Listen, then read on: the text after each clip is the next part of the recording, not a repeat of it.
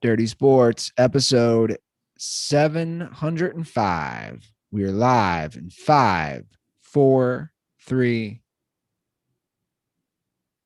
Welcome to the Dirty Sports Podcast. I am your host, Andy Ruther, coming to you live from Cincinnati, Ohio, with my co-host from Los Angeles, California, Joey No Chill Prano.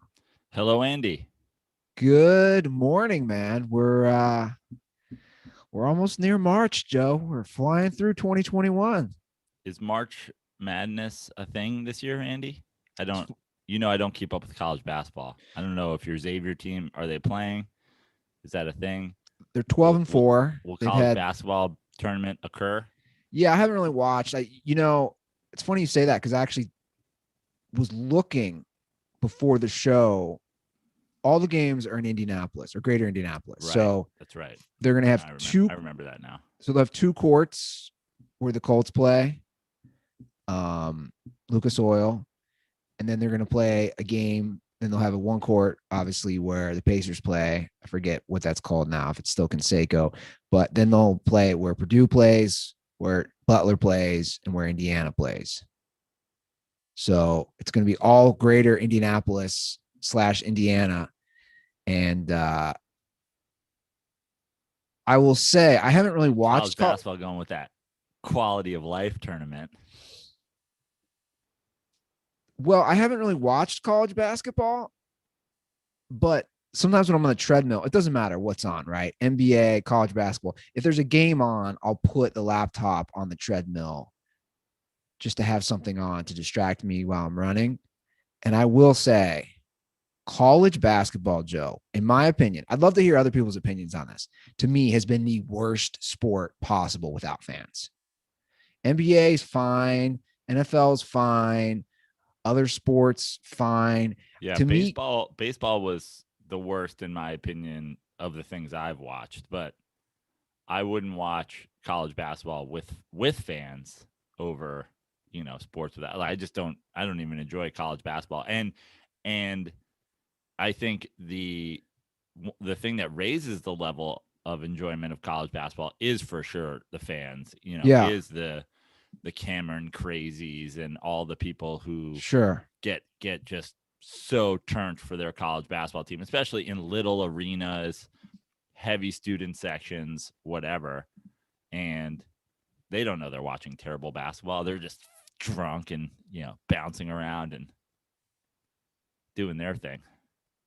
Yeah, that's why for me it's unwatchable because you're not watching crisp basketball. And then you, at the same time, right, have no fun crowd, like no chants, no cheers. I don't know. To me, baseball was bad. I agree, but you still have professionals. Yeah. That's why, for me, March Madness, what is that? Right. What is a March Madness game with zero atmosphere? I kind of love that Gonzaga, our boy Joe Chabelli's alma mater, is undefeated and ranked number 1. Are all his teams going to win only fake championships? I love it. That's so funny. I never thought of that. And then Joe Chabelli will spend the rest of his life arguing that masks don't work and that half-season championships are full championships. Come on, I'm a defense Chabelli. He's not an anti-masker. I think he is, guy. Is he? Check out his Twitter sometime. I don't think he is. I'm a defense Chabelli. Is he? Okay. Yeah. What's he saying? Come on, Chabelli. It's a lot of retweets. It's a lot of retweets of people who are like, "Oh, so now we got to wear double masks? I thought masks worked. Why do we have to wear 2 of them?" Well, look, I will say, I think there is a lot of hypocrisy, right? Like in all this stuff. And you would assume I'd be more sensitive than anybody. And I am sensitive, but I'm also concerning business stuff. It is funny, right, Prano? Like when I see a tweet from Gavin Newsom saying everyone in California gets $600, To me, that is disrespectful to anyone in California. It's like, dude, you know what my rent is? What are you making?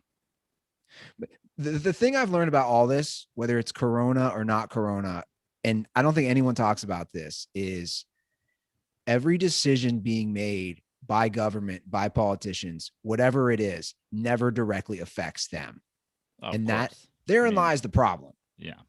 that Well, nobody wants to address. We already knew that. I mean, you don't become a high ranking politician by being an everyday person. Sure. And if you do, then you're literally destroyed for it. Like I am not an AOC fan, but like conservative trolls are like, "You were a bartender." That's like a diss. You were a bartender. She's like, "I had a real job once. Get back behind the bar." And you're like, "Okay." Yeah, and they want it both ways. They don't want the elites to run them, but if somebody who's normal runs them, then they will trash that person for being normal. Well, look, I'm not disagreeing with that. I haven't seen as much of that. I don't pay as close attention. But the reason I brought up Shabelli is I did have like a, I like to shout out our interns, and I have a Shabelli question for you. Do you think Joe Shabelli was happier when the Dodgers signed Trevor Bauer, reigning Cy Young winner, to join their staff, or when Trevor Bauer went full all lives matter on Twitter? What do you think was a greater moment? What did Trevor Bauer? Trevor Bauer is now in a beef with every single player on the Mets pitching staff because Noah Syndergaard is, doing what Noah Syndergaard does and like doing Twitter jokes. And Trevor Bauer got triggered and went after Noah Syndergaard. They got into a whole beef. Then Marcus Stroman just like called him out. Marcus Stroman gave like a, question face emoji, and Trevor Bauer was like, "If you got beef, just say something." And then Marcus Stroman basically said like, "Yeah, stop disrespecting minorities and women." And he was like, "Can't we just stop disrespecting everyone? Is that too much to ask?" Well, I'm looking right now at Trevor Bauer's Twitter feed. I mean, dude, these guys are all like, do you want my honest take on it? Like, you guys are all professional athletes. Get the fuck off Twitter. Like, you're all bitches. There, I said it. Like, I don't know, man. Like, just get off Twitter. But like, you don't see. I don't know. I've said it before, and I'll say it again. If I had that money, if I had that power, if I had that status, I know for a fact I wouldn't be wasting time going back and forth with people on Twitter. But you said, you used to say all the time, you don't see Tom Brady on Twitter. You don't see this guy on Twitter. You don't see that. And it's like, but now you do. But Tom Brady's not fighting with people on Twitter. No, but Tom Brady, is LeBron fighting with people on Twitter? I think if there's a difference. I think if Russell Wilson replied under Tom Brady's like, "Oh, avocado tequila" tweet that like, Jesus doesn't see avocado tequila as one of the sacraments or whatever, you might see it, but like no one goes at him. I think the thing with Trevor Bauer is is Mr. like YouTube announcement. Everybody likes to say like, "Oh, you know what I hate about LeBron? The announcement." Like the time he announced his free agency. Trevor Bauer is literally like trolling people with YouTube announcements, and then people are annoyed at him, and then they go at him, and he comes back with, he has. I mean, the fact that everybody has Trevor Bauer Twitter beef, I kind of enjoy it, especially now that he didn't end up being a Met. Yeah, but again, you wouldn't say that if he was on the Mets. You'd be like all for it. Well, the thing is, I didn't know a lot about Trevor Bauer. Like I said right before he signed, I was like, my buddy said, I kind of don't want him. And I was like, listen, he's got a YouTube. Like, okay, he's a little too into his YouTube, but like to add him to the Mets pitching staff, like I'll deal with his YouTube thing. Then when, Dodgers fans are coming after him and being like, "Yo, bro, you're anti-immigration. You're anti, you've been accused of this." I didn't know any of this stuff about Trevor Bauer. He was just rotting away in Cleveland for all I knew, and then Cincinnati. And so now that like Dodgers fans are going, and he's going back with him, like this is where I agree with you. Funny internet Twitter meme wars, okay, that's one thing. Trevor Bauer responding to fans who are saying like he's, anti-immigrant. I don't need that in my bullpen. I don't need that in my but you are locker doing. room. I'm looking right now. You are getting it because Noah Syndergaard and Stroman, they're all going back and forth. Right, but Noah Syndergaard is going back and forth with he's gift battling Trevor Bauer. Now the Stroman Bauer, that whole thing, Syndergaard, that's one thing. Trevor Bauer is going back and forth with fans about how he feels about immigration. Well, my opinion again, and it goes back to remember when Baker Mayfield was getting all worked up about things being said about him on social media or Colin Cowherd. It's like, dude, just play.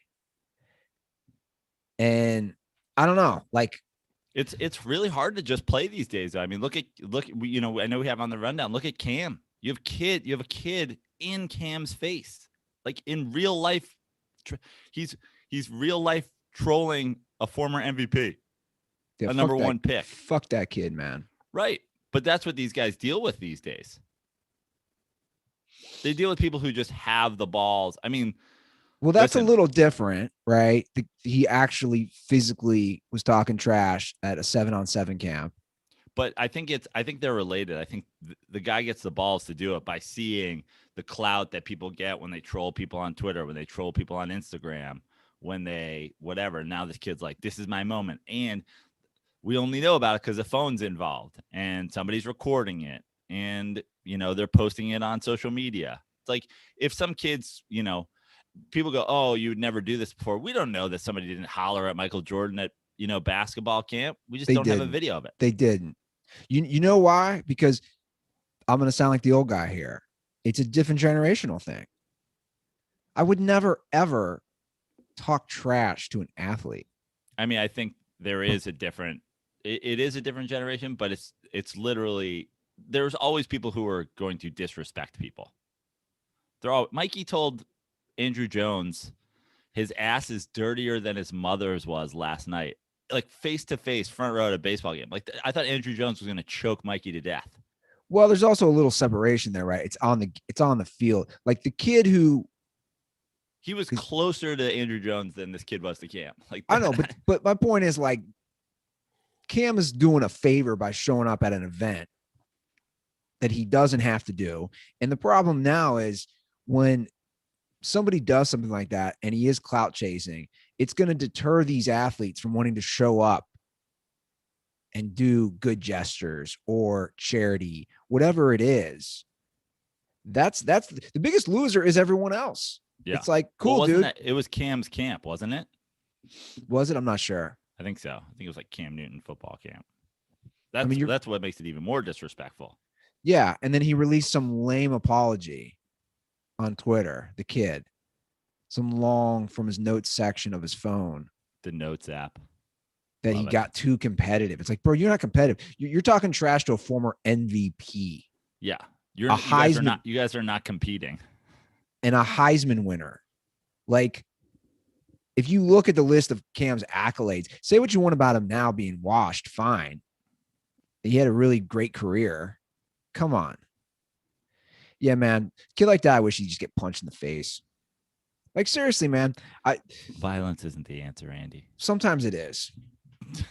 Sometimes it is. I would consider myself mostly a pacifist, but I think sometimes it is. Sometimes you need to get your ass whooped. I always think about that time when I went to the Kid Rock concert with my brother Brad.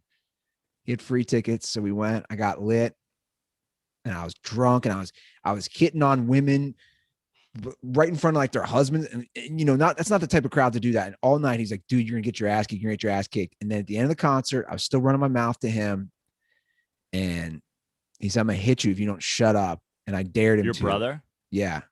And he jacked me. I'm like 21, 22. He jacked me in the gut to knock me, the wind out to where I buckle my knees. And he jacked me in front of all these people, like in the parking lot. But I needed it. That's my point. Like, I was running my mouth. and I needed it. Even though you didn't have Twitter and social media back in the day, Some guy yelled out, you were still a disrespectful 21-year-old punk. yeah.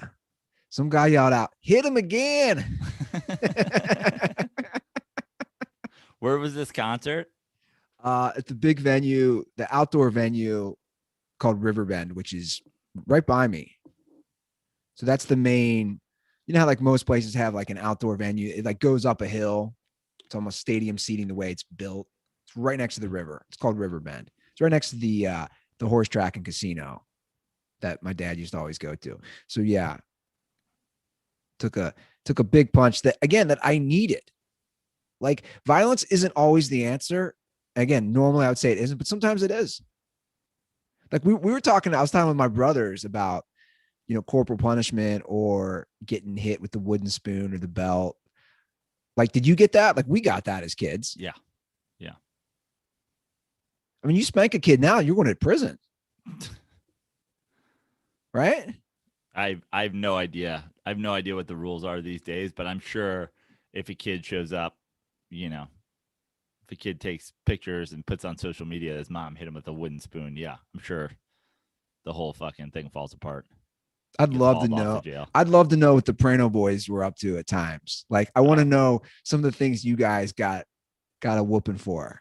Oh, I mean, literally. I mean, I didn't even know where to start. But yeah, I mean, one time the great story is that my mom took John's Return of the Jedi shoe and hit him so hard with it that he had an Ewok imprinted on his ass.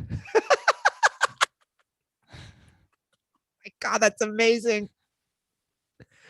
Shut up. That is so good. Yeah. What did he do to get the Ewok imprint? I have no idea.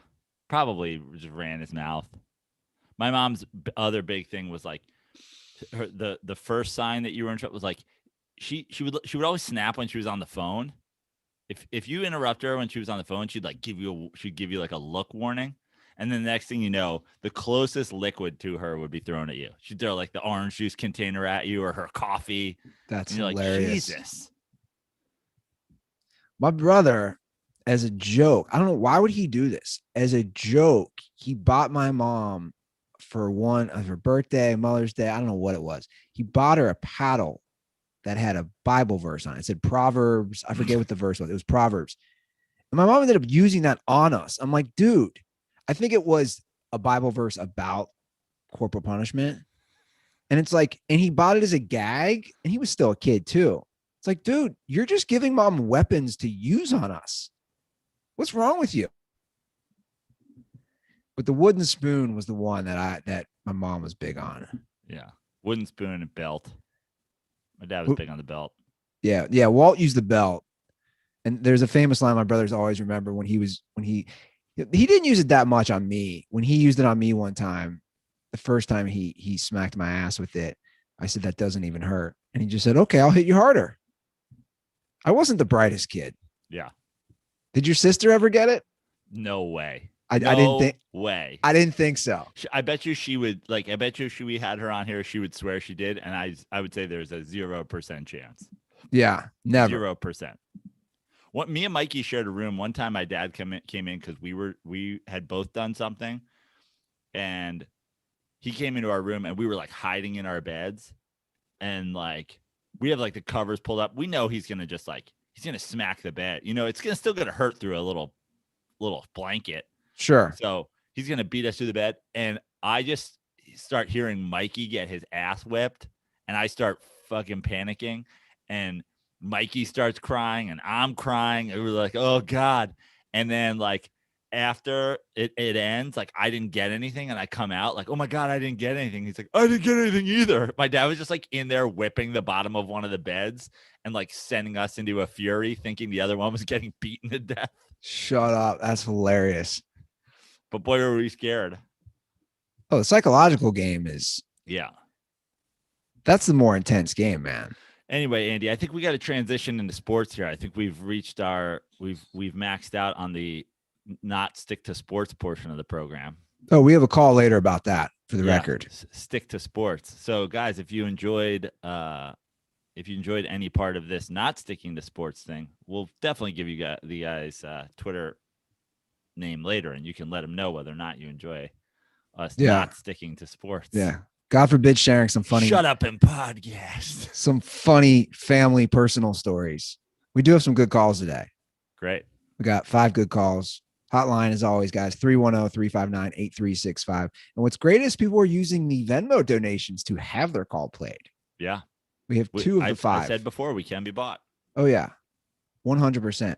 Well, let's get to some NBA talk. Before we do that, Joe, I just want to say I am feeling so good today because I'm wearing my bomb hoodie from Cuts. Love how fresh this thing is. Yes. It's the fanciest hoodie I've ever owned. But what's great about Cuts gear, it's not just fancy. You could wear it anywhere. Like I could wear this to the gym. It's still a hoodie. Yeah. You know, it's still leisure wear. It's still like athletic wear, but it's classy. It's like, you know, I don't know if they've got this in their ad read or anything, but like just going off the script here. I feel like it's like Instagram influencer workout gear. I feel like an Instagram influencer when I'm walking around. Well, the thing is the material they use is so great. So the Cuts hoodie, which I'm wearing, they developed something called a Hyperloop French terry fabric, a textile that's temperature controlled and ageless. And here's the thing. I was a little worried when I washed it because the washing machine here at the house always shrinks everything. But I followed the directions, what it said to do, and to air dry. Nothing shrunk. Like that's never happened. This thing is great. It really is prime material. Like I said, everything they're using is great. Guys, go out, get yourself some Cuts. They got tons of great gear. They sent you and I not just hoodies. They sent us a bunch of other gear, a collared shirt, a long sleeve shirt that you can wear for working out or just casually. It's not just a lifestyle. It's not just clothing. It's office leisure apparel for the sport of business. Get 15% off your first order by going to cutsclothing.com/dirty.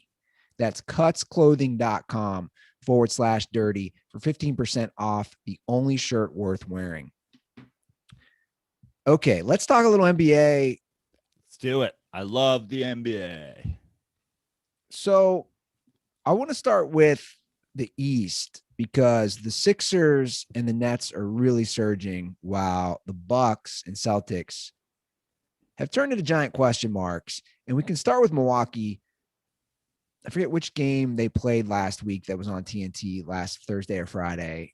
I was watching, and then I watched the post game. And obviously, both you and I value that crew. The NBA TNT crew is great. Yep. Now, Chuck was saying it is time to hit the panic button. Like he's saying already, there's major panic in Milwaukee. That you're saying on Thursday, was that Bucks Raptors? Is that they lost to the Raptors? Yes. Yeah. I mean, I think the idea that the panic button, in a sense, the panic button was already hit. Excuse me. Bless you. Thank you. The panic button was sort of already hit after they, are the best team in the East a couple years in a row. And they made moves this summer specifically to try to, be more than a regular season powerhouse. And this is just kind of the way it goes in sports, especially in the NBA, is you have 2 good runs. You don't make the NBA finals even. And then you come back and, they're 18-13 right now. I saw a stat the other day that they had lost their 12th game or whatever. They hadn't lost their 12th game until 60 games into the season or something last year. I think the East has gotten better. As people for some reason are now running from the West to the East. It used to be the other way around for some reason. We'll do a deep dive on why that's happening. LeBron James. But suddenly, a lot of people are running to the East. The Sixers are better. The Nets obviously are a lot better. the Celtics were down, and now they're they're still not playing well, but that's 4 teams right there in the East, that have had, and then obviously Miami was in the finals last year. They're not in the playoff hunt right now, but they're getting healthy. Like the East is better. The East is just better. I mean, look, if you look at from Milwaukee 18-13, Indiana 15-14, Toronto 16-15, Boston 15-15, the Knicks 15-16, Charlotte 14-15. The entire Eastern Conference is outside of, Philly and Brooklyn. Like you're separated by 3 games. Yeah. 3 games from 8 to 3. Very close. And Brooklyn doing this without Kevin Durant right now. Yeah. Pretty scary. Like you watch that game Thursday night against the Lakers, and they handled them real easily. Yep. You figure a 3-headed monster healthy, it all comes back to the question, can they just outscore everybody? Well, the 3-headed monster thing, and everybody is now saying, look at Brooklyn, they can do it, Kyrie and Harden and whatever. But they need a big guy. Here's the one thing I will say. They were great when Harden came along and joined KD and Kyrie was on sabbatical. And they've been great with Kyrie and Harden. And in between is where it got rocky. Like the too many players for the one basketball. I think there is a little bit of legitimacy to that, but it will sort itself out. And I think probably, like I said, I said this, by the way, early on. I know we've discussed it before, but I literally tweeted, and I don't know if Kyrie saw it and was like, that's how I can finally, be a qualified player. But the call of saying that James Harden was the point guard, I think is going to go a long way for this Nets team. I think this Nets team is going to be pretty tough to beat. I basically tweeted if Kyrie turns the team over to Harden, they can be really good. And if he insists on being a me shot guy, they won't. Yeah. So, yeah, right now it certainly looks like the East is going to come down to a Nets Sixers situation, and unless, some other team sorts some stuff out. And that's why you asked me last week who the team to beat in the East is, and I said the Nets, because I'm certainly not going a Doc Rivers coached Sixers team to perform in the playoffs. Yeah. Well, now a lot of people, they want. Nah, it's funny. The MVP talk shifts so much and so quickly. Now, what did I see today? I think it was ESPN was calling Lillard, Joel Embiid the front runner. I'm like, front runner now? That moved quick. Yeah. Obviously, he's in the talk. He's in the thick. Front runner, though. We'll see. The Lakers are struggling without Anthony Davis. Yes. And obviously, no Schroeder the last couple games. They lose to Miami. They lose to the Nets. Almost as important. I don't want to say Schroeder is almost as important as Anthony Davis, but almost as responsible for the slide. I think losing those 2 guys simultaneously, it makes the Lakers pretty inept when LeBron isn't on the court. Oh, yeah. Well, did you see the Athletic article on it? That's what it did. It broke down. Basically, Vogel is going to have to really coach, because last season he always had, a LeBron or AD on the floor. Yeah, that's basically was the point. And same for this year.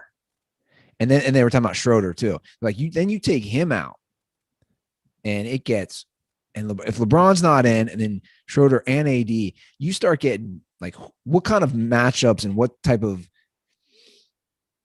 chemistry are you creating with these guys who you have, and how is it going to work and fix? And no one does it alone, as we've always said. But like the thing with, no Schroeder, no Anthony Davis is like, Other guys have to step up, and they just straight up haven't been. I mean, you look at the end of the Miami game. I don't know if you watched that, but they're down. LeBron facilitates them coming back late. They still have the ball ready to ice the game. LeBron makes a ludicrous, free safety deflection / steal on an inbounds to give the Lakers, a shot at the game. He makes an incredibly athletic, heady, great play, steals the inbounds, gets the ball, brings it down, gets doubled, finds a wide open, what's his name? White dude. Caruso finds a wide open Caruso, and Caruso just misses. You're just wide open for the game after LeBron does literally everything to save this game for you. It's like, somebody has to help out at some point. Yeah. No, I agree. I mean, you got to be able to hit the shots when you have them. And, they have guys who can, but they're so hot and cold. Like, right. The Kuzmas, the KCPs, those guys are so off and on. There's zero consistency with any of those guys. Yes. So, I mean, he's going to really have to hold fort because Anthony Davis will be gone about a month now. I mean, the thing is it doesn't matter though, right? Like, yeah, they just need him in the playoffs. You want him to play well. You want a higher seed. There's no fans. It's essentially bubble basketball in some sense. I mean, obviously fans are going to start coming back, but 2,000 fans at Staples isn't going to make a difference. Not even that it's coming back in California, but a lot of places. I mean, like the Knicks, I think, are opening up to 2,000 fans soon. So you just need, the Lakers have a history of this. Just get your guys healthy for the playoffs. Who cares if you're the 4 seed, the 2 seed, the 1 seed? Doesn't really matter. Especially, the difference between going to the Staples Center as a Clippers home game or the Staples Center as a Knicks or as a Lakers home game, does it make a difference? Like, see me in the same locker room. So I think the thing, and most importantly, is just try to figure out how to get something from these guys when AD is out. Be like, guys, this is the time where you need to step up and show me that you have the ability to hit these shots when these guys are out. And that'll give you guys more confidence when we get our big dogs back. We're going into the playoffs. But I wouldn't be too panicked as a Lakers fan. You think they should be doing an all-star game? That was very controversial because the players didn't want it. I mean, if the players don't want it, then 100% no. I don't get why they would do it if the players don't want it. Money? I know nobody cares about the all-star game, man. No, but I'm sure there's a, multi tens of millions of dollar contract with TNT and All-Star Saturday and All-Star whatever. And I know they're now doing just All-Star Day. Yeah, they're condensing it. Yeah. It was funny. The dunk contest thing reminded me of in high school. We had my school as a charity thing / raffle. It was basically a 50-50 raffle. You could buy for $10 or $5 or whatever it was. You buy tickets.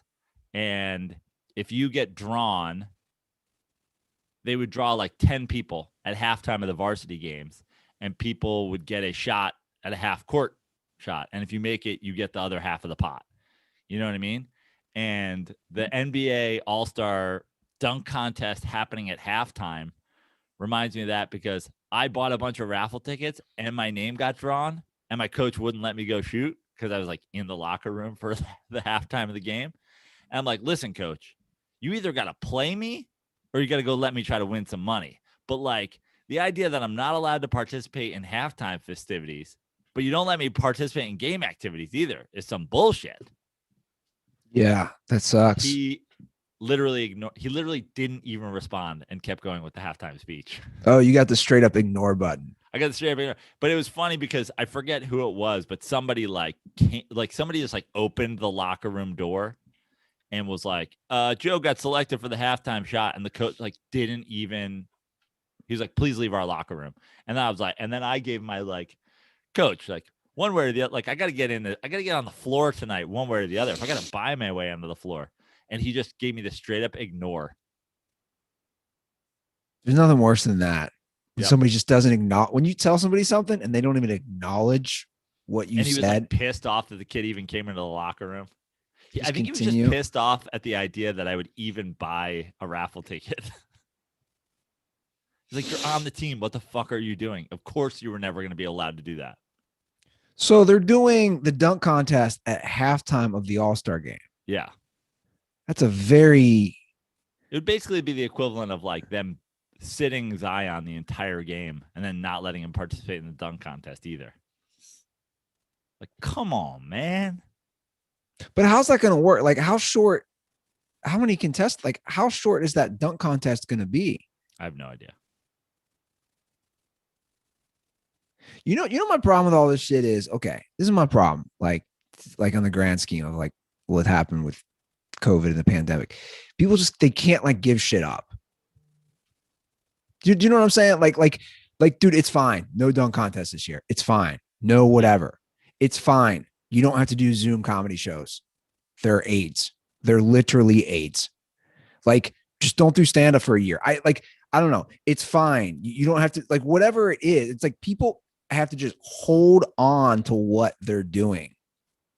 And that's the crazy, like take a minute, reevaluate your life, do something you enjoy. Like, I don't know. It's just crazy to me to think that like we're gonna have to put this 3-point or I'm sorry, slam dunk contest. We have to. We have. You don't. I go back to the original thing. Is like if the NBA player, like throughout the years, I would say that the NBA takes its All-Star game more seriously than any other sport. Like you look at how guys saying, "Oh, I want to win the MVP in my city. I want to win the MVP this. I want to win this. I want to win that." If the NBA players don't want to do it, the idea that you're doing is such a sham. Yeah. They also don't want to. They don't want to be spokespeople for the vaccine, which has been like a big sticking point I've seen. They don't want to put themselves out there. And I don't think a lot, you know, I think within the Black community, right? Like a lot of people don't want to get vaccinated because of, you know, a bad history with like the Tuskegee experiment and everything. But I don't know that like that's got to be a bad position too. If like the league is putting pressure on you to be a spokesperson about the vaccines. Like, here's what I'll say about that. Like, I'm not an anti-vaxxer by any means, but I understand if people have worries. That's all I'll say. I will get the vaccine when I can also. So I'm not an anti-vaxxer, but I understand. They're going to put a chip in it, Andy, and track you wherever you go. And that chip's going to be able to listen to everything that you're saying and then show you ads for it on your Instagram. So it's an iPhone. So it's an iPhone. Yeah. Yeah. They're going to track my location everywhere I go, and every single thing I look at, they'll know. And then and then literally every time I look at anything, I get an ad for golf shoes. Oh, okay. That is my favorite. It really is. When people are like, I don't want to give up my freedoms. I'm like, do you own an iPhone? Oh, too late. I already gave it up. Done. I love and my favorite thing is like they're like Steve Jobs is gonna do it. I'm like Steve Jobs is the only person that didn't make one of these phones that's already tracking you. Yeah, we're way far. I tried to fight it. I did. I'll be honest. Probably even in the last few years, I was open and not like they're tracking us. I tried, dude. I've just learned to put my tail between my legs and just take that L because it's like there's just no turning back at this point. Well, it's always funny to me too. It's like don't do TikTok, but let's talk about TikTok on Zoom. Don't do this, but let's be on Instagram. It's like it's all the exact same model. Yeah. The model is to know everything about what we're doing so that they can target us with ads so that we can buy. So, I mean, at this point, it's so out of control. Like I took up golf, what we're looking at like 7-8 months ago now. If you go on my Instagram, it's just all like I barely go on Instagram and like scroll around, barely. And I never use the explore page. If I open up my Explore page now, it's just people golfing. I'm like, you guys clearly are tracking that I'm at a golf course 3 times a week.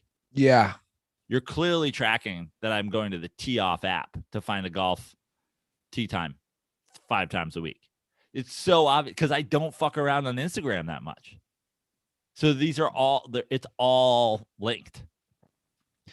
Yeah. Well, at first I was like, I'm not doing TikTok because of China. And I said all that. But now I'm like, well, I just You're don't want like, to do. well, I've been doing my show on Zoom for 7 months now. Well, and also I'm just like, it's more of, it's another social media app. Like I can't, yeah.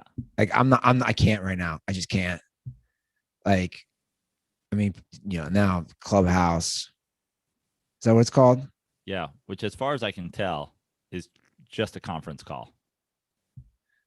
Well, our web designer, I had a call with her the other day, and she was like, "Oh, you should get on Clubhouse," and I'm like, "I can't." I was just like, "No." She's like, "It's great," And I'm like, it's like another one." I was like, I can't. Like, I was on there for a second because I was like, I still don't even understand it. It's a conference call. I was like, we're going backwards. Like, there's social media apps where everybody can sit around and talk to each other in person, and now we're having we're just broadcasting our conference calls. I am excited for like 2022, just to like, I'm just projecting to that year, just like going out, right? Just like the social scene. Or are people so far removed from engagement with other people that they're like, nope, I'm cool. Well, what's going on in Ohio? Are you guys able to go out? Well, they just rescinded bars and restaurants were 10 p.m. They like recently rescinded that. So Applebee's is now like midnight again, or I guess. if you want to go to Buffalo Wild Wings for a night out with like Cutter, yeah, you could just go sit in Buffalo Wild Wings and watch a basketball game.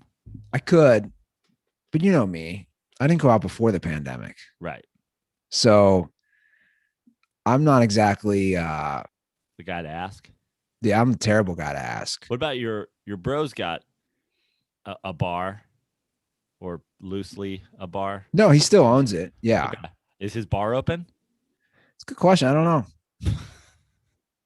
You don't know if your brother's bar is open? Well, normally, it's a summer bar because it's got the beach volleyball courts. So, we're dealing with all the snow. So I'd assume it's probably not open right now. There is a driving range that you hit balls into a little pond right by it. So I should go up there, check it out. I think we're supposed to get in the 50s this week. The ice is finally melting in snow. So I'm looking forward to, being done with that. I too paranoid, man. It's like the person who gets sick and hops on WebMD. That's how I am with the house. I Google too much, eat an edible, get paranoid. And he like literally, I'm like, what's that crack? My brother the other day was like, dude, this is how houses work. In the summer, things expand and contract. It's the same thing in the winter when it gets cold. Like cracks happen. These things, like your roof is not going to fall on you when you're cooking one night. It's not how it works. I've learned I know absolutely nothing about that stuff. Yeah, I could have told you that. And I was joking with you when it was getting super cold. I was like, don't let your pipes freeze. You're like, does that happen? I'm like, yeah, that happens. Yeah. So I'm Googling all this stuff. And then the other day, I think the funniest exchange we have, you're like, what do I do about these icicles? I'm like, let them melt, dog. You're like, do I take them down? Do I chop them in half?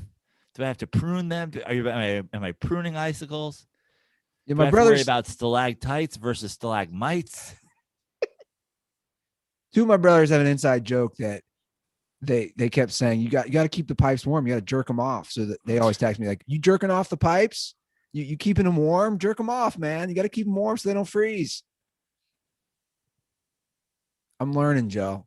You got to remember, 390 square feet was that apartment, and I lived in it for. But you lived in your house. Like I've lived in apartments my whole adulthood too. But like I lived in a house. You're living in the same house you grew up in. Did you just not pay attention to anything that was going on there? I realized I just didn't. I didn't pay attention to shit. Like I started to maybe this summer when I was here for 3 months. I realized I didn't pay attention to anything. Like if I come home for a week, 2 weeks, I didn't pay attention. Now I'm like, what's that crack doing there? Hey, what's that noise? And it doesn't help. Like, I'll be honest. My edible intake the last What's that crack doing there? It's like I had Lawrence Taylor over for drinks the other day. He left it. Relax. I've done more edibles the last like 30 days than I have in any 30-day period of my life.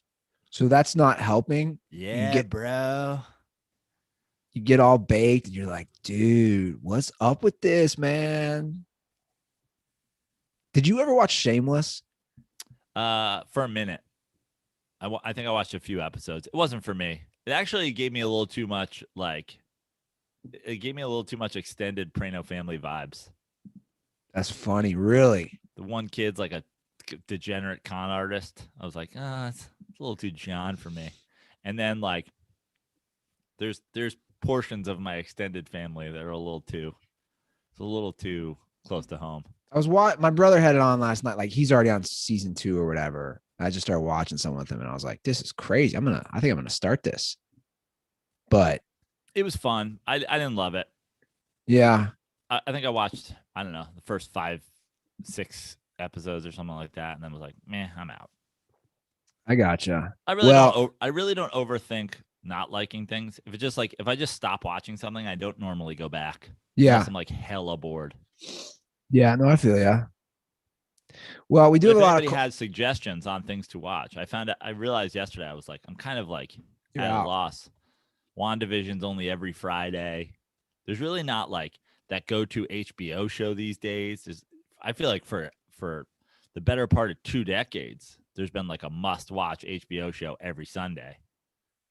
Just falling off. I almost restarted The Sopranos the other day. Ooh, that's a good one.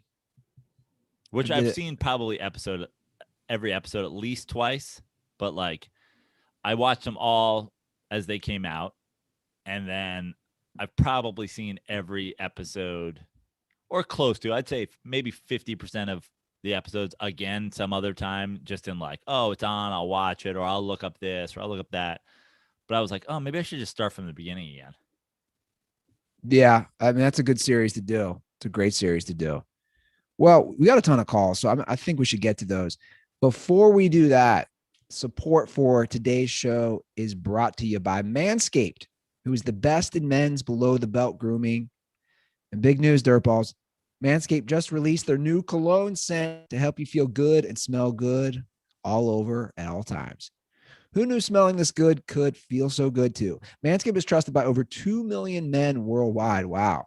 Join the movement for all your below-the-belt, but all the waist grooming needs. And I will say, not to get too graphic, guys, but I need a Manscaped. Like it's literally on my to-do list. Like it's happening tonight. It's been a minute. I got the lawnmower 3.0. I can't wait to use it. It might take a minute because it's there's some thickets going on down there. But I love the Manscaped because it never nicks me. It always feels good. It always feels fresh. They got so many great products. And now they have cologne. So they're just adding products left and right. Dirtballs, really take advantage of this. If you have a loved one, it's a great gift. Really check it out. And now they have the refined cologne to complete your set and smell great anytime, anywhere. So Dirtballs, it's time to feel sexy. Get 20% off and free shipping with the code DIRTY at manscaped.com. Once again, that's manscaped.com, promo code DIRTY for 20% off. Your balls and your body will thank you. So go get 20% off and free shipping with the code DIRTY at manscaped.com. That's 20% off with free shipping at manscaped.com and use promo code DIRTY. Look good, smell good, feel good with Manscaped. Just one more time. What's the website and what's the promo code and how much % off do you get? I was realizing I was reading something that I was supposed to read that I didn't have to read, and then I reread it. Does that make sense? Yeah.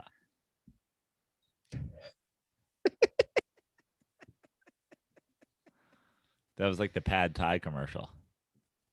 Yeah. Whenever you Pad Thai. That's exactly what it was. When all you can Pad Thai is Pad Thai. Every time I see that commercial, I'm like, I am going to get Pad Thai right now. Sounds delicious. Yeah. Okay. We got some calls. Why don't we start with the call we alluded to earlier? This is a big one to dissect. I think it's a good one to start.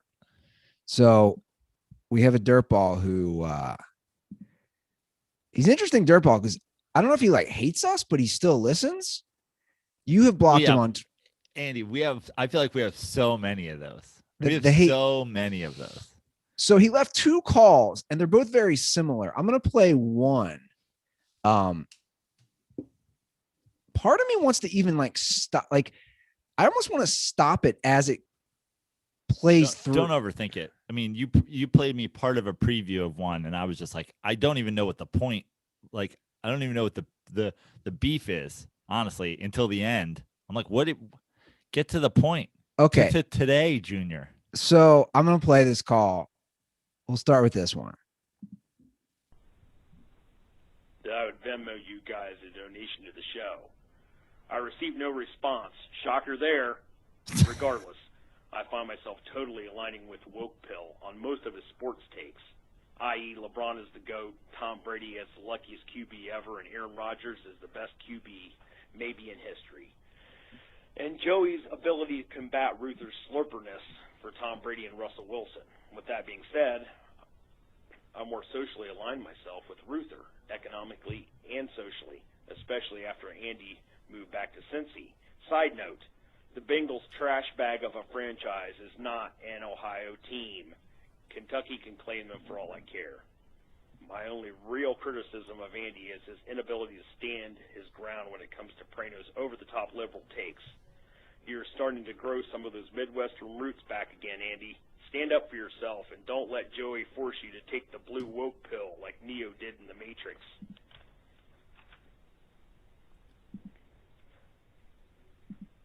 Lastly, I'm willing to empathize with Joey. He had to turn a page over. He has basically lived on both coasts his whole life. So I have to give him the benefit of the doubt when it comes to liberal social takes. But with that being said, do yourselves a favor, guys, and try to realize that we tune into Dirty Sports for sports takes, not your political takes. No one cares. So please, shut up and podcast. Stay dirty, my boys. And remember, condoms are for cancel culture and liberal bias takes. Totally By the way, agree. most Miller Lite drinkers I know wear skirts. By the way, I totally agree with his assessment that condoms are for cancel culture. And I would say that is everything that you like. Anybody who knows me knows I feel that way and knows that that's a very woke thing. I've never considered myself woke at all. I know that this guy is our Cleveland fan, and it's weird because the beef that we have online, the reason I was blocked is because he was so fully in support of cancel culture. Our big beef is that I believed Colin Kaepernick should not be canceled by the NFL for saying something, and he believes in cancel culture. He believes if you say something, you should be able to be canceled. And this is the big beef between me and this guy on the internet is he believes in cancel culture. I do not. And then he called up and said, I am woke. And that condoms are for cancel culture. So in case you're wondering how confused some of these dipshits are about what they stand for, if you believe Colin Kaepernick should not be in the NFL for having an opinion, you believe in cancel culture. And you can subscribe to as many different versions of Clay Travis's podcast as you want and watch him go on Fox News and say all he cares about is free speech and boobs. But when he doesn't want Colin Kaepernick in the NFL, he believes in canceling people for free speech. You are woke. You believe in cancel culture. And that is why you got blocked on the internet, because you believe the only people who should have free speech are racists. You believe the only podcasts that should talk about politics are the racist conservative ones. All right. Well, look, I'm going to say my piece. One, I think someone like this, and I've seen his tweets, and he tried to tag you again. It's always woke on something I tweeted last week. I know him from two things. One, I made fun of Ohio and he freaked out because he's never escaped it. And two, He's been vehemently pro the entire time that we've done this podcast that Colin Kaepernick should be canceled for having an opinion in America. So his Twitter's at Slubadub, SLUBA. So here's the thing, man. I do have a problem. Like, I think you casually use the term woke too much. That would be my or this kid. So I have a problem when people casually toss around Nazi or homophobe or racist or transphobe. Any of that stuff, whatever it is. Nazi, like, and in my opinion, I'm sure you're not going to agree with me, as in him. You're doing the same thing. You're just quick, dude. Like, woke there are woke things, but like you want to label everything woke, and that'd be my first critique. Secondly, the Bengals are Ohio, bro. The Bengals are as Ohio as anything. Come on. They were founded by Paul Brown, who founded the Browns. Then he founded the Bengals. Come on. I know we're right next to Kentucky, but we're Ohio. Secondly, I love the assessment of my politics. I would say I would be more liberal than anything on most of my views. And my views haven't changed since I moved to Ohio. Like, no conservatives want to legalize all drugs, decriminalize drugs, legalize prostitution, end all the wars, stop funding bullshit war. These are all just some examples of things that I argue about all the time with friends or family that are conservative. Like, dude, I'm way more liberal. Like, you'd agree, right, Joe? Like, as far as if you looked on a spectrum, Andy. But this is my problem. This is the horseshoe political theory, where the two ends are so much closer than they believe that they are. And this guy's on one end. He's so much closer to a woke liberal person than either of us. He wants people canceled for their views. You and I are literally never would say that. We're both comedians. We both believe in fucking free speech. I agree. We both believe that LeBron should be able to talk about anything that he wants. We both believe the horseshoe theory is the triggered liberal woke person that wants people canceled for saying, for misgendering somebody is literally living in the room next door politically to the guy who wants Colin Kaepernick canceled for saying cops should not shoot unarmed black people for no reason. You're the same people. You just are on opposite sides of some stupid invisible line. It's why the politics of it are so stupid. You guys are and also you're not even you're the vocal minority on both ends. Yeah, I do agree with that. I have lived in New York and Los Angeles. Nobody from either of those very, very liberal places would ever refer to Joe Prano as a woke liberal person. None of them.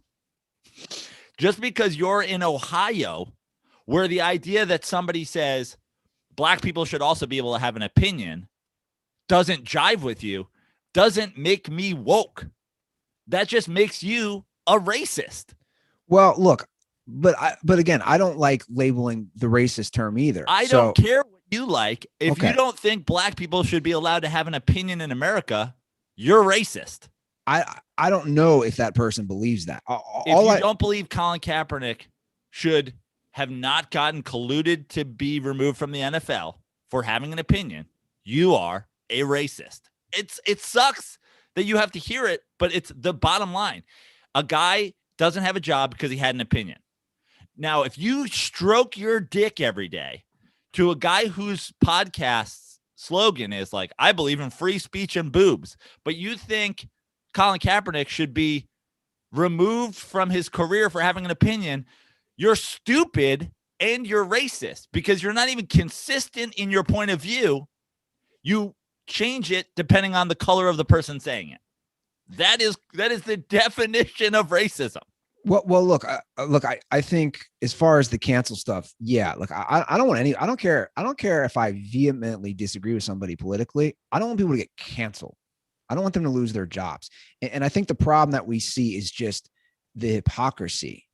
Like, Like, here's just a quick example. Like Gina Carano loses her job, and then what's his name? Nick Cannon doesn't. He does, and then he gets it back. All I'm saying is that I don't want either of them to lose their job. You can say whatever the fuck you want, but that's where the hypocrisy comes in. And that's, I think, what we try to do on this show. But to go back to his very last point, and this is something that I'm very passionate about, is that we're going to talk about a lot of different things. And when you say stick to sports, obviously Joe and I made jokes earlier in the show. Dude, we talk about everything, whether it's families, funny personal stories, dating, sex. Andy, but you're taking that criticism at face value, which is, it's a disingenuous criticism. Shut Up and Podcast is not a real criticism. And I know this because he got blocked the day we argued over Clay Travis. He loves, this guy is a Clay Travis stan. Clay Travis' entire podcast is politics. Every time the ratings move in the thing, it's because they're doing too much politics. He's talking about politics. He did an interview with Trump. He has, Jason Whitlock doing interviews with this guy, like the whole thing is politics. So he loves political sports shows. He just doesn't like ours because I say black people shouldn't get canceled for having an opinion. Do you know what that is, Andy? That's being racist. That's what it is. I don't like shows that talk politics when the politics don't jive with what I like. Well, I would say it's just more hypocrisy. Unless here's the thing. It's not hypocrisy to stand somebody whose catchphrase is free speech and then not approve of free speech of black people. It's not like, sometimes I like free speech, sometimes I don't. It's a very black and white reason for why you like free speech sometimes and why you don't other times.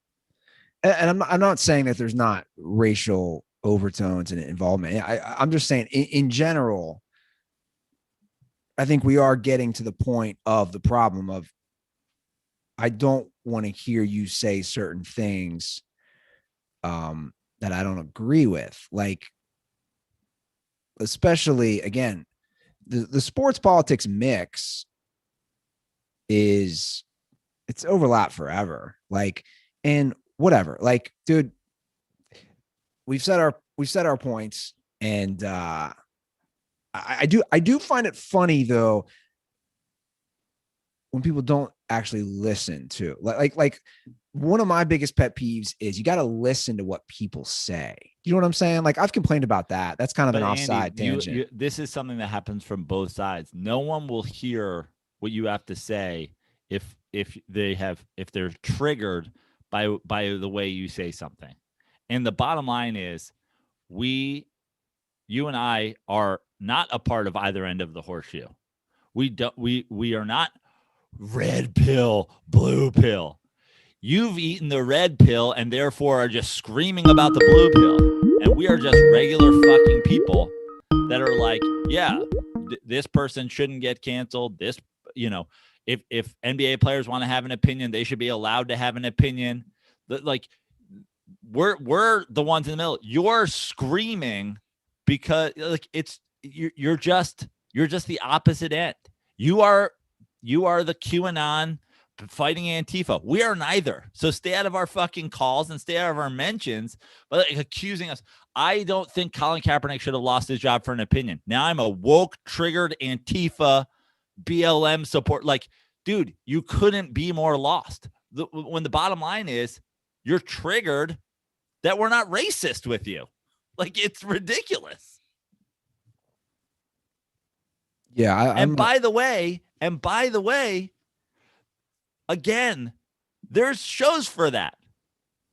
Jason Whitlock and Clay Travis are out there doing a dance saying the NBA ratings are down because they're being political, and the NFL ratings are down because of like digital streaming services or whatever. Like, there are politically aligned racist sports podcasts out there, and I suggest you go fucking listen to them. But again, this is where we would disagree. I'm not going to blatantly call certain podcasts racist. Here's my problem with everything that's going on.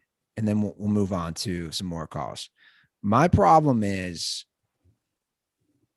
we live in an all or nothing. I don't know how many times I'm going to repeat that. That's just not how it works. I don't have to agree with everything a politician says. I don't have to disagree. Same way with a sports commentator, same way with a podcaster, whoever it is. There's certain things Clay Travis is going to say that I'm going to agree with. There's a lot of things he's going to say that I'm going to disagree with. It's the same way for a lot of people. There's certain things that AOC is going to say that I might agree with. There's a lot of things she might say that I disagree with. That's Andy. That's fine. That's totally understand. That's. But my point is completely the point of finding people who have an opinion with you. The problem is you're not going to catch me slipping because I don't slip. I'm consistent. But I don't think Gina Carano should be canceled for being a white person, and I don't think Colin Kaepernick should be canceled for being a black person. Clay Travis does. Fucking Ben Shapiro does. Ben Shapiro is giving Gina Carano her movie role back and thinks Colin Kaepernick should be canceled. You're not going to catch me slipping because I ain't racist. But I'm not calling Ben Shapiro racist either. I am, Andy. And because you can't catch me slipping because I'm not saying one thing is okay for white people and one thing is different for black people. That's the difference. And if you don't want to do it, that's fine. But the bottom line is if you have one standard for one group of people and another standard for a different group of people, and the difference between those groups is race, you are racist. That's the facts. Well, I don't necessarily think it's race, because then we're specifically looking at people based on their race, which that's a whole other discussion. You and I both believe that Kurt Schilling should be in the Hall of Fame, despite being a conservative dipshit. Correct. Okay. You and I both believe that Colin Kaepernick should be in the NFL, despite thinking that cops shouldn't shoot unarmed black people. Well, he should have. Yeah. I mean, now he's older, but yeah. Right. He should have. He should have been blackballed. The difference is if you're defending Kurt Schilling being in the Hall of Fame, but you agree that Colin Kaepernick should not be in the NFL, that the teams have the right to remove him based on blah, blah, blah, then you are a racist. That is the difference in the situation. And I'm not going to sit here on my fucking podcast and be like, I'm going to cater to Ohio kids and not trigger them by calling out their favorite racist podcaster. If you determine your opinions on things based on whether or not you like the minority group saying it, you are a racist. And just because they give fucking Jason Whitlock a platform to dance around and be their fucking racist black guy doesn't mean they're not racist. He's not on there anymore, by the way. Must have not been getting the podcast listens now that Trump's out of office. I'm not, Andy. We are going to give our opinion on the show, but the one thing that you're not going to catch me slipping because I don't fucking slip. I'm consistent. So you can call me woke, or you can call the other side can call me some racist, conservative, whatever. I'm sure there are people who have turned on our show and turned it off because we weren't woke enough for them, that we're not safe enough, that we're not censored enough. There are people who turn this show off because we're dirty sports, because condoms are for this, because condoms are for that. The idea that we're on one end or the other, there's only one end. There's only fucking one end. And you guys, the polar idiots, good. Be triggered by both sides. I don't care. Go fight with each other. There are shows where the guys know very little about sports, where guys know very little about the NBA because they couldn't sniff a basketball court in their entire lives, and they're racists. Go fucking listen to their podcasts. Go listen to the podcasts that talk college football and how they hate black people. There's no cap on Clay Travis listens. Go subscribe and get the fuck out of my show. You want to hate black people and love Vanderbilt football? Clay Travis is available. But again, you and I don't see eye to eye on some of this, but which is fine. But again, that's the point. I just think that we are at a time where people make money off division, and I don't like it. And it's a very profitable time to do that. And people are doing it from both sides, and people are falling prey to it. So just be aware if you're on. And by the way, this doesn't exclude me. I fall prey to it sometimes too, where I get triggered. I'm not any better than anybody, right? Like I'll be like, fuck this person. And then I'll get triggered, but like, I don't know. Let's move on to a different call. How about that? Let's move on to a fully sports related call, a paid call. He always gives us paid calls. Shout out to Reed, NorCal Dirtball. Hey, Dirty Sports. It's your West Sac Dirtball Reed. First of all, I just wanted to say that I fully agree with Andy's theory that Tim Tebow and Aaron Hernandez had a relationship while they were at Florida. That's a historical fact to me until it's proven otherwise. Next, it comes to my real question. So Donovan Mitchell is considered a big up-and-comer in the NBA, a young star. And I was just curious, how come Zach LaVine doesn't get the same hype? If anything, he seems to be kind of on people's shit list to a certain degree. And to be fair, I don't really have a ton of opinion on either player. It just seems that they're both high-volume scorers. They have very similar stats. I don't know. I'm just curious why Donovan Mitchell seems to get all the hype, even though he, as far as I can tell, haven't seen him play a ton, or same with Zach LaVine, I haven't seen him play a ton. Why he seems to be the golden boy and Zach LaVine seems to be in the shitter. I don't know. Just a thought I had. And also, you mentioned at one point you wanted to hear more product placement from Dirtballs who use it. I left a call a couple times ago that was touting Harry's. I'm going to do it again. Guys, Harry's, it's the shit. Subscribe and, help throw out 30 Sports. That's it. Thanks, guys. Have a good week, I guess. Thanks for the call. Appreciate it. I want to do, let's see if we can pull this up. I'm looking at their numbers. I mean, I think because one plays on a better team. Well, that is the right. That's going to be the deciding factor, which is,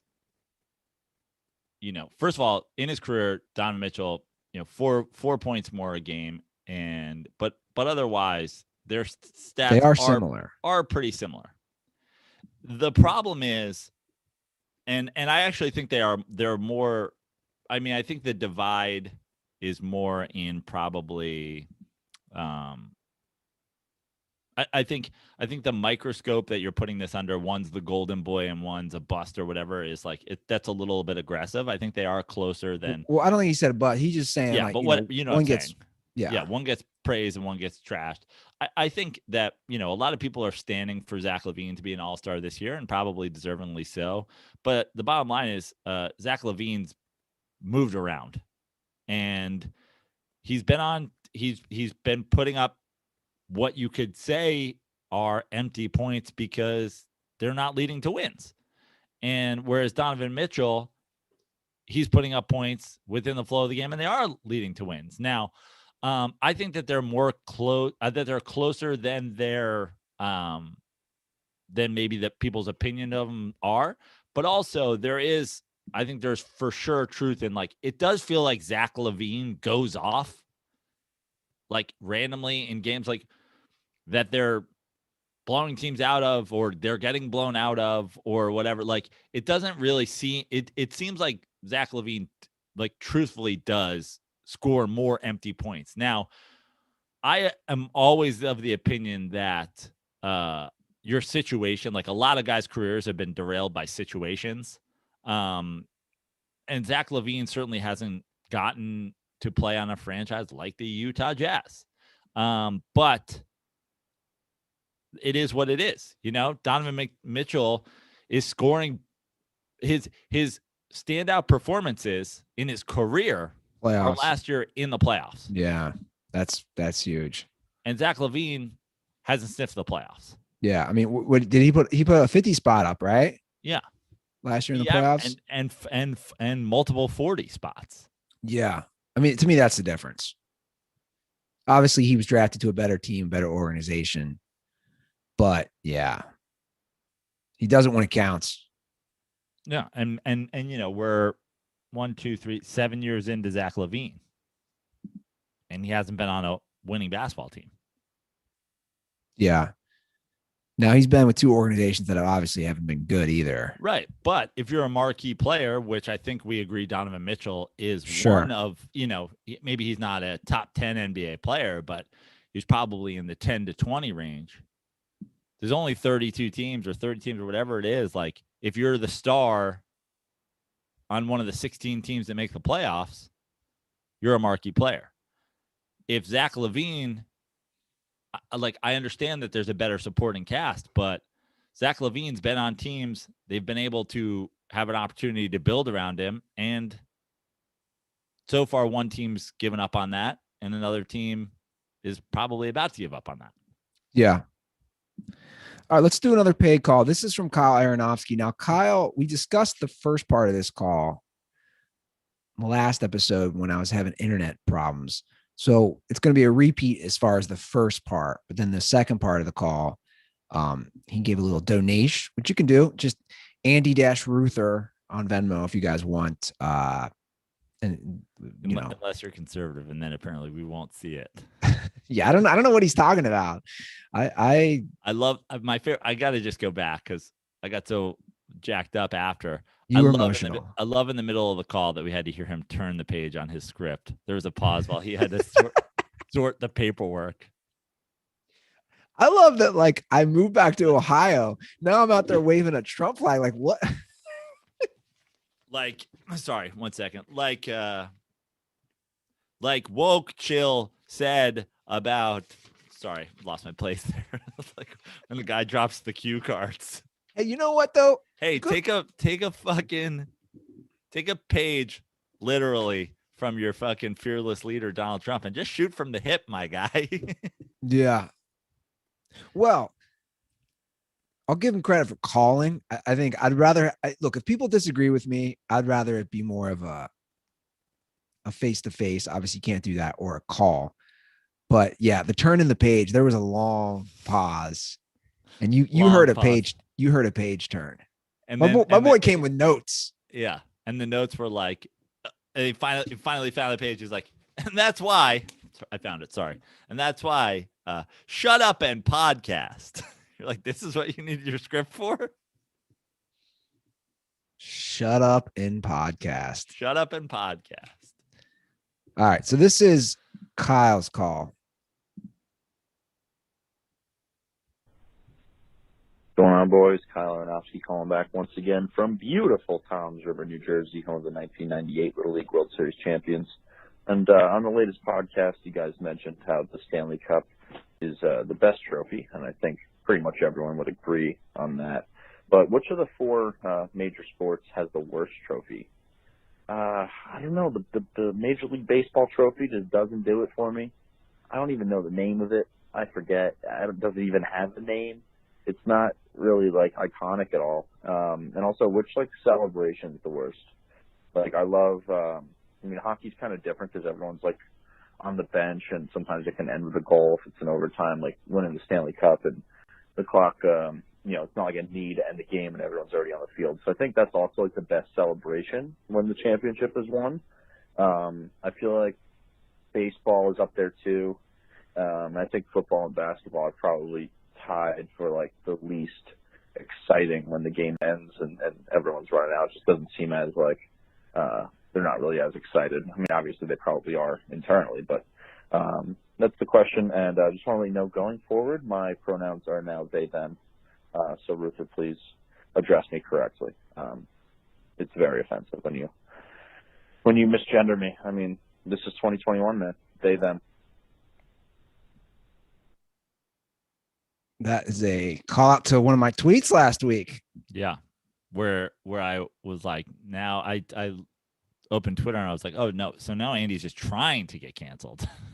No, that was a grammar joke. I think I caught our boy Tug slipping. Why? I think he was texting you and it actually went to me, and then he called me after that tweet. What did he text you? I think this was meant, unless it was meant for me, pretty funny. Did he text you? Nope. I've tried to get Tug out for a couple golf rounds recently, and he's said he's working, which I believe. I take Tug at his word. He's busy. Yeah. Unless But he was also, I was like, also there's a chance that we haven't golfed since Golfgate, so. was Tug texting the third person? He said, "You're right. I'm watching." I think this was meant for you. He said, after I sent that tweet out, "You're right. I'm watching Ruther become a Fox News viewer in real time via Twitter." That wasn't meant for me. Do you think? Obviously not, since he referred you by name. I know. So I was like, "Oh, he slipped. That was a slip." This is why your conservative Midwest fan base, Andy, thinks that your politics have changed since you got to the Midwest. By the way, that is a bit that I am working on. It was a test, like a stand-up bit. It goes back. I've told you about it. It goes back to removing the whole gender discussion from the bit is about being a teacher who used to teach pronouns. It's kind of it's a nuance. It's in my opinion, an interesting way of looking at it simply from the grammar. I think it's funny and clever. But how did the internet respond to your thoughts of it being funny and clever? I don't really care. Seriously. Well, you did just say you were testing it, so you care. I was testing it. I don't care how. What I realized was I should have reserved that for a bit that I would do on stage to a live audience. I will admit I made the mistake of angling it out on Twitter, which I'll do sometimes with an idea. But if people, again, want to not see the joke that they, them is plural and he, she is singular, that's the bit. Like, and I'll just say it, Joe, speaking of cancel, you're like, oh boy, I'll just say it. I don't understand. And we'll get to Kyle's question. Sorry, Kyle. How this is what I loved about Dave Chappelle. And this is why I love Dave Chappelle. Like this is the one thing you can't joke about, or you can't even make a joke about. Everything else is to a degree you can make a joke about, but not this issue, not the pronouns, not anything. But I'm serious, and this bothers me. And I know it bothers you. Like this you got to admit. I mean, as a comic, this is the one issue where they're like, you can't touch it. And Dave Chappelle, but they do, lots of people do. And I've done. I actually, speaking of golf, I did, in the few stand-up things I did a joke about it where like I've been golfing and I said golf is the only place where, there's still like a reasonable gender divide. Like I was like ladies first and the lady was like, oh, I tee off up there. And I was like, oh, you tee off closer because you're a woman and you're less physically strong than men. And she's like, yeah. I was like, yeah, totally makes sense. Of course. And then I was like, also I identify as a woman. So I'm going to come up to the red tees with you because I suck at golf. That's funny. It's like, yeah, it's funny. But like, I think, and Dave Chappelle, like, oh, the best thing ever happened to Dave Chappelle was he triggered a whole bunch of people and they wrote a million things about it. The people tune into the net. Like, I think, I love Chappelle. I think he's on the Mount Rushmore of comedy, but he knows exactly what he's doing. Sure. He knows exactly what he's doing.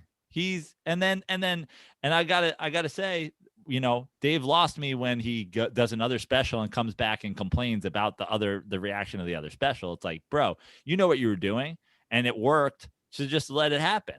I think, the they, them thing, like, I think when I read your tweet, I was like, does he not know that that's how people who don't want to be one or the other going? So I think, you just got to make sure I do get you're that, not lost in translation. But again, that's this joke, and it might be a bad one, right?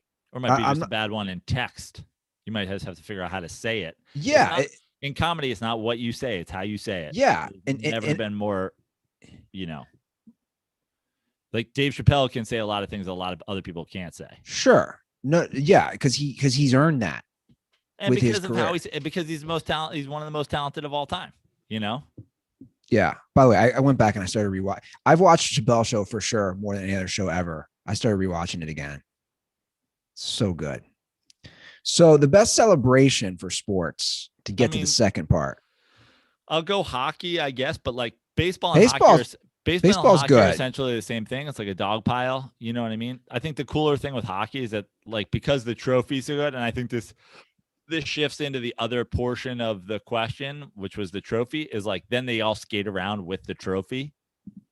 Yeah. You know, they pass around, they skate around with it. That's what makes the hockey like a little bit more interesting. But certainly, like, I think baseball, you know, and he said, oh, hockey can end with the goals. Like baseballs end with a walk-off. And those tend to have, like, you look at the Joe Carter, like the Joe Carter celebration is probably the best celebration in the history of like a championship ending, right? I don't know. That's a tough question. I'd have to re-examine them. And then I think, you know, the olden days before, you know, you'd be shot on sight for like entering, but like when college football or college basketball ended and everybody ran on the thing. I mean, even you think about the Yankees when Reggie Jackson bowls over that guy on his way off the field. I'm going to go baseball for just like pure, for the actual stuff before they get into just like the hoisting of the trophy portion. Baseball's pretty good. I like where it's just a giant melee. Yeah. Also, like when it ends with like it's a fly ball, like while the ball's in the air, you're like, this is it. It's about to be over. The guy catches it. Everybody goes running for the same spot. Yeah. We're going to go to the mound. We're going to, you know, dog pile. I wonder if anybody's got like seriously injured in that. Guys are just jumping on you. I would for sure hump, for the record. I'd be in that pile just humping.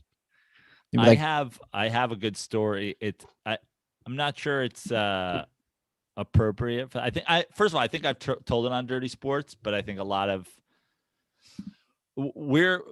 Andy, Laz, and I after the call last week have decided to bring back Dirty Slides ASAP, and we're workshopping a new thing called Tales from the Minors because we know so many guys who have played in the minors. We're thinking about, especially in the days of Zoom, having guys call in and just give some of their minor league tales.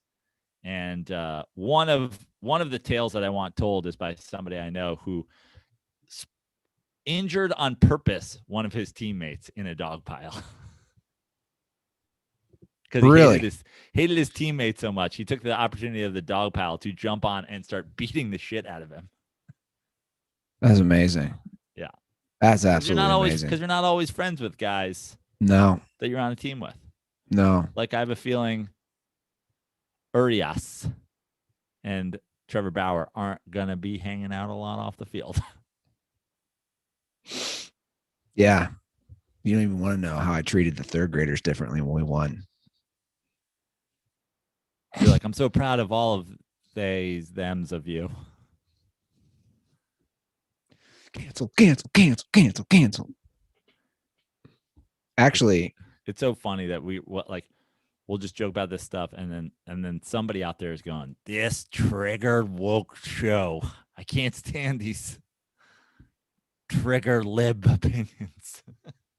I said before, and finally somebody has done it, but I said before I was going to join the pre-knee injury. I was going to join the and I was going to be a transgender just so I could finally achieve my dreams of playing professional basketball and join the NBA. You've said this for like 4 years. Yeah. Classic woke liberal take. I'm going to keep my mustache and claim to be a transgender so I can play in the WNBA. No lie.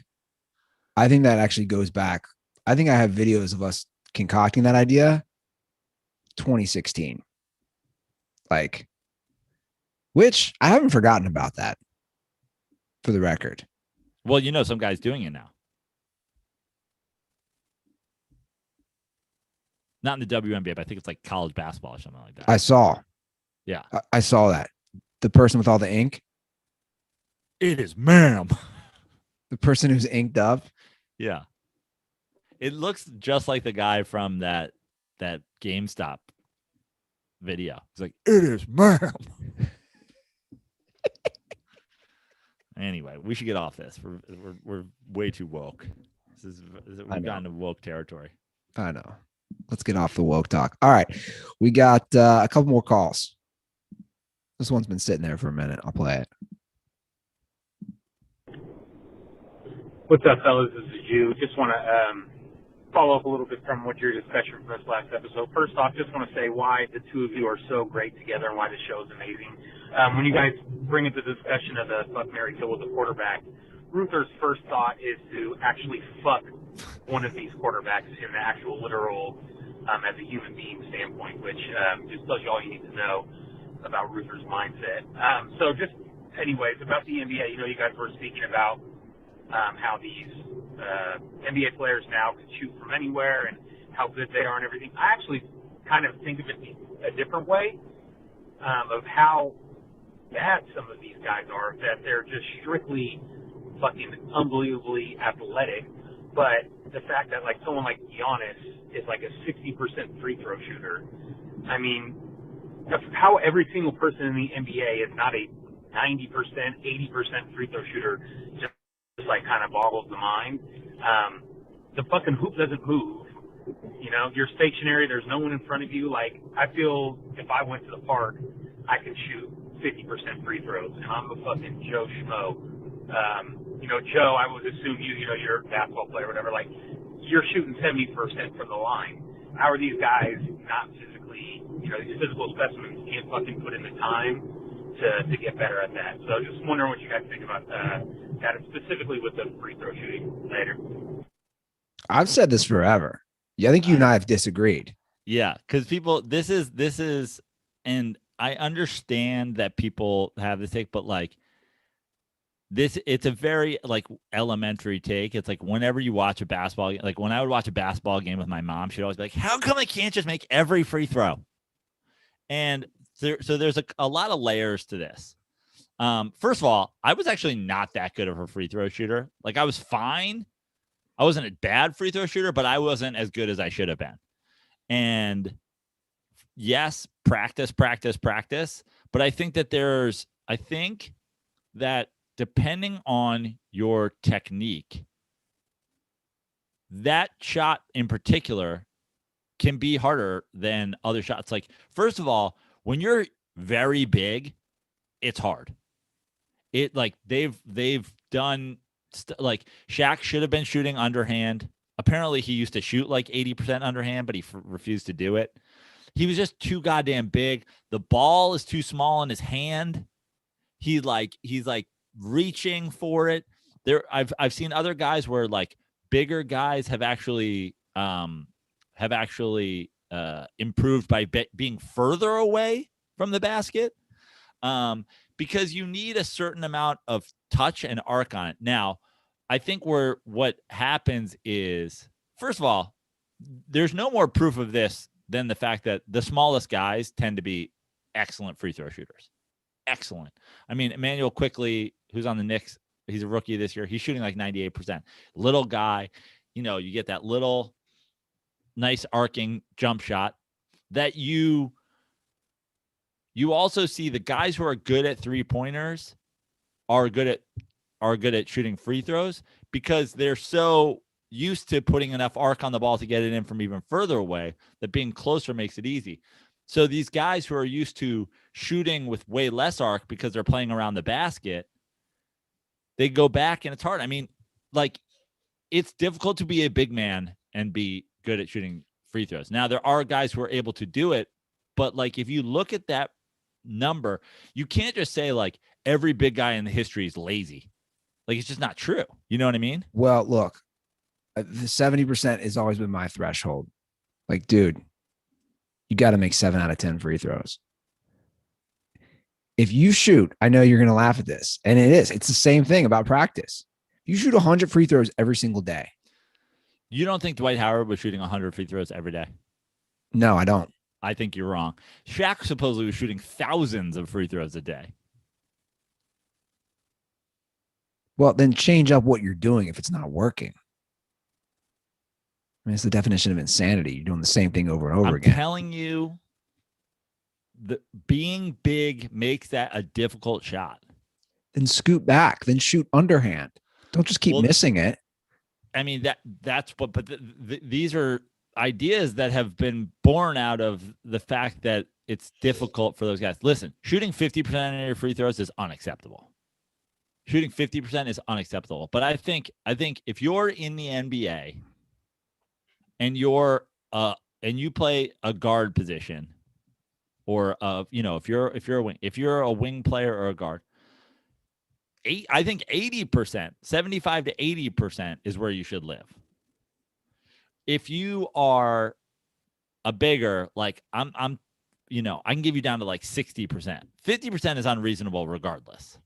But I'm telling you, if you look at big guys through the history of the game, they're not good at shooting free throws. I want to use Anthony Davis as an example. So like Anthony Davis last year, he's always been around 80% in his career. Last year, he shoots almost 85%. This year, it's down to 71%. So my argument would be like, what's the difference? That's a huge drop off. If he's dropping off 13.5%, which is where he's at on the season, we're talking about difference in games, Joe. 13.5%. Like, right. What's the difference? And he's a big guy. Yeah. First, so Anthony Davis. I can break this down on multiple. You're going to say, well, he started as a point guard, then he grew. Yeah. So there's that in terms of what makes him a good free throw shooter to begin with. Now, so far this year, we're talking small sample size. So these things tend to balance themselves out over a certain amount of time. Now, he is significantly lower. But how has this, like, you could probably dive into like his usage. How much is he playing in the fourth quarter? Like whatever. Like when I was playing basketball in high school, we would always practice our free throws. We would scrimmage, then we would run, then we would practice our free throws because the idea was practice your free throws when you're tired. Yeah. I mean, when you are running nonstop for 4 quarters and then you have to shoot free throws, it's hard. I'm not saying it's easy. I'm also saying, dude, you're the best of the best in the entire world. Make 70% of your free throws. Yeah, but I just think that's if you look at somebody like, I don't know, let's take an example. Dirk. Dirk was an incredible free throw shooter, correct? And an incredible 3-point shooter. And he was 7 feet tall. But Dirk wasn't drop step, dominating people on the low block. It's like you can only work things so much. Yeah. We have been talking about for years that LeBron James is going to get this second career wind because he's 6'9" and he'll just be able to go down on the low block and play that game. It's like he hasn't had to do that yet, but also like maybe he's not. Maybe he's just like, no, I'm just going to keep expanding my range and I'm not going to work my post game. It's like, there's only so much time in the day. Like how much can Shaq work dominating the post and, be a free throw shooter? Like, I don't think it's a lack of effort. I mean, Shaq might be a bad example because, he's not known for putting in a great deal of effort, but I just think it's not a lack of effort for most guys. I think for most guys, it's a lack of size. It's a size issue. That's why LeBron, people criticize LeBron for his free throw shooting, and rightfully so, because he should be better, but he's also hella big. Did you hear any of that? No, I just lost you entirely for a second. Yeah, somebody called and it just completely lost you. It's the problem with this because dirtballs decide to like call when we're recording. Guys, just fucking subscribe to YouTube so you don't call while we're recording. Also, it's generally 10 to noon Pacific time every Monday and Thursday, although it will be Wednesday night this week. Yeah. We're going live Wednesday night this week. Okay, well, I'm sure what you said was great. I completely lost you. I'm glad that you're back. That is going to be the calls for today. 310-359-8365. Give us a ring. That is the show. And give us an iTunes review, and I'll send you some koozies. I have a lot of koozies I still have to send out. No, I've sent them all out. And also, if you have left an iTunes review, check your DMs because I DM everybody, Instagram or Twitter, if you left your handle. So Do that at The Dirty Sports on social media. Joe, where can they find you being woke? I am I am at Fix Your Wokeness on Twitter. I'm at Woke Prano on Instagram. Get more woke. Get more woke. Yeah, you guys know where I am. At Fix Your Life on Twitter, at Joe Prano on everything else. I believe that only the manliest men and womenest women and theyest thems drink Miller Lite. So keep drinking your Miller Lite and sending it to me. I agree. Despite what our callers may say. Yeah. I don't need to drink an IPA to feel like a man because I still live in my mom's basement in Ohio. I can drink Miller Lite on my own. I drink Miller Lite with my own money that I purchased on my own. Well, that has been a show. I feel bad because you're literally in your mom's basement in Ohio right now, but that wasn't a diss at you. No, I didn't take it as one.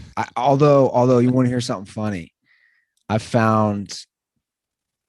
So I got into my mom's phone. My mom's phone was locked because my one brother decided, hey, let's just keep guessing what the password is. If you're wrong 10 times, they lock it. You have to reboot it. Forever. Yeah. Okay. So you cracked it? No. So what happened was I knew my mom's, like it took me a second. I was like, I know my mom's password because we did enough trips together and, you know, I'd have her phone. I'm like, what's your, like, I remembered.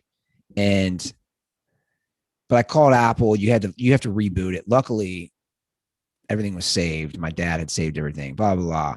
But I found the video. It's funny you bring up the basement. I found the video when I surprised my dad in 2018 for his birthday when he's like, I left Chicago. You and I had done shows in Chicago. Yep. And I diverted to Cincinnati before I went back to LA.